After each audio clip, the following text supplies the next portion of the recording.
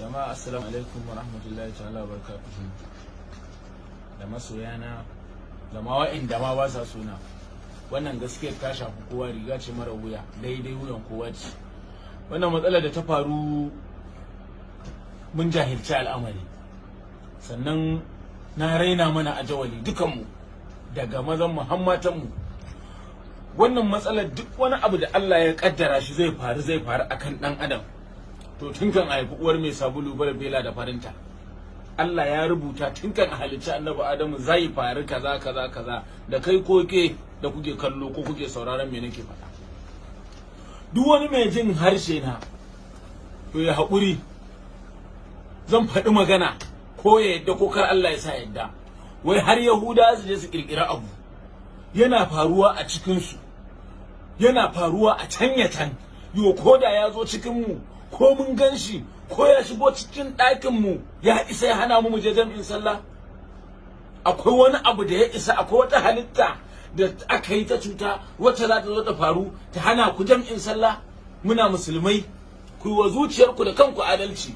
Duk wani babba da zai ce kar a je jami'in masallaci, to billahi allazi la ilaha illa huwa tun kafin dare ya masa ya tanadi me zai je ya ga ubangiji.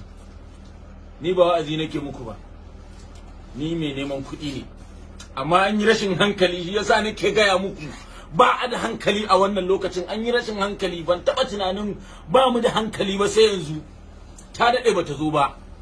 Allah Allah ne, kuma daga Allah sai Allah, banda Allah ba wani Allah.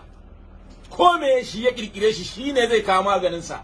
Billahi allazi la ilaha illa huwa, ko yanzu a tada sallar idi za ni ayi ta da ni.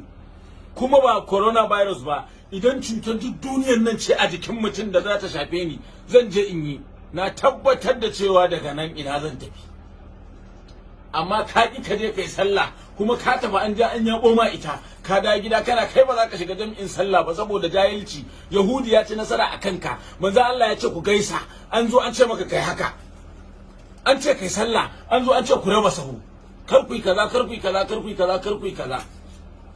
To ga wasu can a hanyar Abuja corona bata kama su ba, an hana su hawa motar gayya, an hana su hawa jirgin sama, sun hawo mota an ɗebe su an yi daji da su.